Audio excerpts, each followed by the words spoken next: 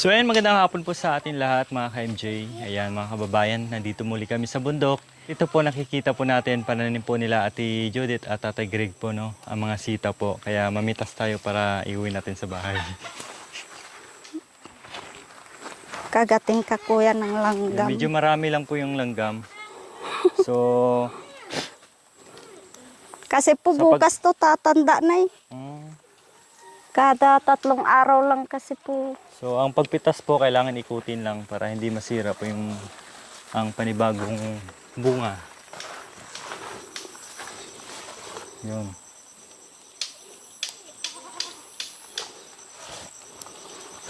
Huh.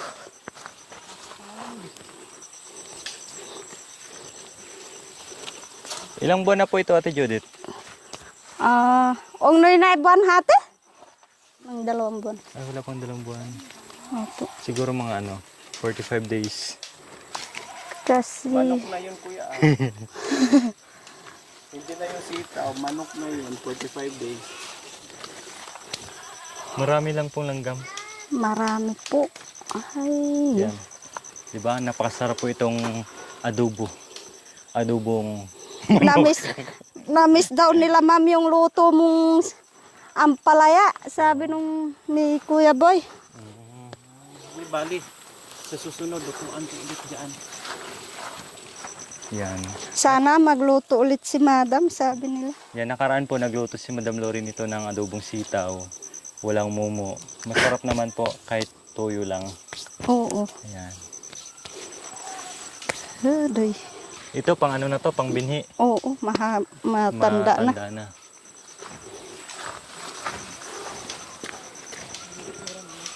Yan. Maganda din po magtanim ng sitaw, no? Mga 45 days, meron na pong bunga, pwede ka nang mamitas. Last time po si Madam Lori namigay po ng mga binhi ng sitaw at nakailang pitas na rin po kami doon. Magaganda pong klase. Yan, kaya tuwang-tuwa po sila dahil meron na po silang napipitas at may ibibenta. Masarap po ito eh. Anong luto sa sitaw, Ate Judith? Pwede pong adobos. Pwede pong ginisa lang na may sardinas. Pwede rin po. Ay, lagyan ng sardinas, pwede. Opo. Tapos, Gata po. yung may hipon. Masarap din po. Tapos, yung mga may sabaw. Opo. Masarap din Na ihalo to. may okra, ganun po. Okra, kalabasa, talong, Oh, sabawan. Masarap. So, hindi lang po sitaw ang pananim nila dito. Ano-ano pa po, Ate Judith? patani po. Sigarilyas po. Yan, patani tsaka sigarilyas. After ng sitaw, usbong naman po yung patani tsaka sigarilyas. Katulad dito, may patulad, ay may ampalaya din po sila. Yan, di ba? Napakasipag.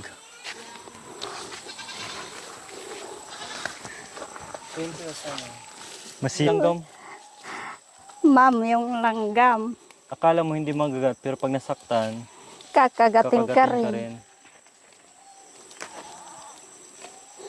Yan, ganyan magpitas. Sabi ni ate, kailangan na pitasin kasi bukas tatanda na daw. Hindi siya pwedeng guntingin. Kailangan ganun lang talaga. Yung ginugunting yung mga ano lang. Ampalaya. Ampalaya, talong. Diba? Ayun pa, kuya. Mga ganito ate, magkano na po ito? Mga portali kasi 20. Ilang Yung piraso po yun? 20 piso, yung 20 piraso. 20 pesos. Hindi. Oo. Piso isa. Hindi. 20. 20 piraso po, di ba? Yung isang tali ganito, 20, bibilangin mo kasi. 20 piraso. Okay, pwede. Piso isa. Piso isa, di ba? Kasi 20 piraso po eh. Mm. So, yan. Ano ko ganito? Yan po yung napitas natin. Nalakarin ko. Yan, masarap po itong adobong sitaw. May mumu man o wala, masarap pa rin. At saka yung gata, yung hipon na may kalabasa at sitaw. Wow, the best, masarap din po yun. Ayan, tsaka yung masarap din po sa bawan, yung kalabasa, sitaw, okra, talong, tapos sabawan mo lang, tapos partneran lang ng toyo. Wow, masarap na po yun. Okra, gusto kaya ni Madam. Sige po, pitasin nyo na po. Yan, may okra din po sila dito. Last time po, namitas kami dito ng mais at inihaw po namin. Ito malalaki na po yung kamunting kahon nyo, Ate Jo, dito. Wala pa pong laman yan. Wala pa po yan. Wala pa. Aywan ko yung doon. Hay! Ulo mo te ito'y kamutin dutong mo ah. Ato'y minuna. Ato'y matuwa. Wala Kali. pa. Katindihan. Dito Wala kuya. pa. Wala pa. Yan. Talagang napakasarap talaga mamuhay sa probinsya, no? Kahit kubo-kubo lang yung bahay mo, pagising sa umaga, walis-walis, magdamo-damo, at magdilig sa mga halaman. Okay kayo. Ito yung simpleng bahay nila dito sa bundok. Yan. Preskong presko yan kasi yari sa kubo yung ano na, atip na tinatawag. Bubong. Yan. Tsaka pag umulan po ito, hindi masyadong maingay yung patak ng ulan kasi unlike sa yero, maingay po yung yero eh. Kailangan delikado lang. Kapag nasindihan, yun yung delikado.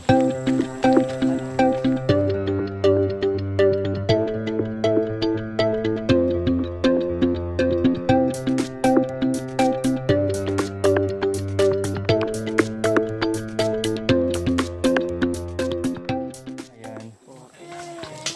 Tapos na po kami sa pamimitas ng sitaw. Ito po yung binibenta nila sa bayan din po, no?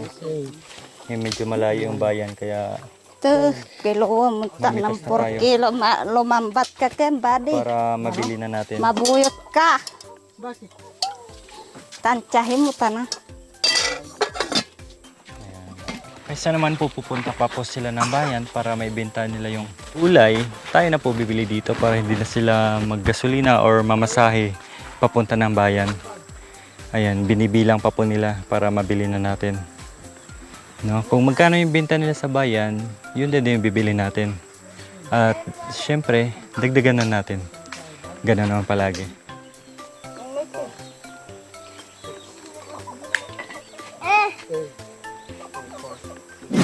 Yan, so ay naman po, pupunta tayo dito sa sagingan ni Nanay Bita or Nanay Nida.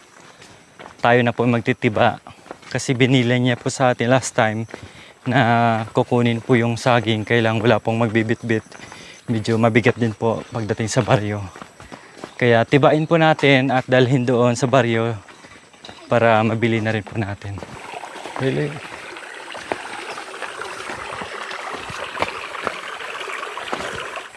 Yun o. Mamaya dito na, kabila.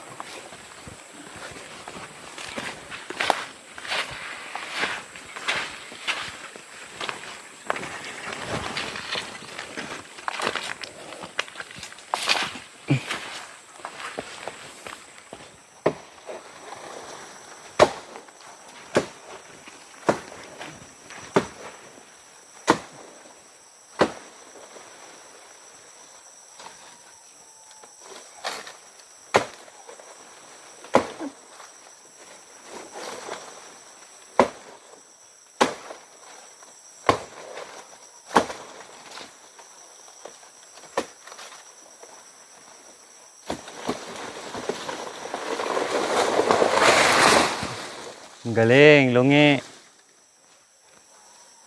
Sobrang taas, hindi na maakyat.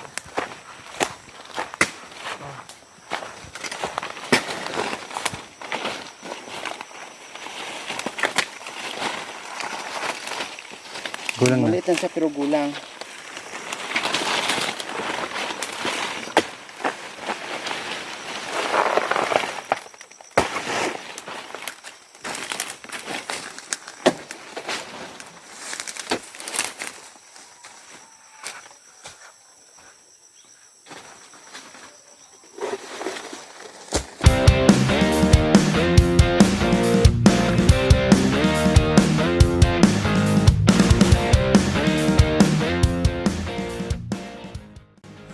Yung dalawang bundle at dalawang piraso. Dalawang tali, akware. Yan, so ayun guys, nakadosing tali si Ate Judith sa pamimitas namin kanina. So binibenta nila yun is 20. So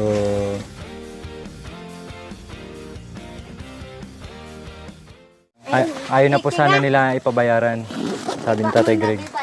No, syempre hindi naman pwede hindi natin bayaran kasi kailangan din nila, lalo na pambaon sa mga bata. Kaya okay lang po 'yun. Ayan, bit-bit na po natin yung pinitas natin na sitaw. Kaya uwi na tayo. Kasi gabi na.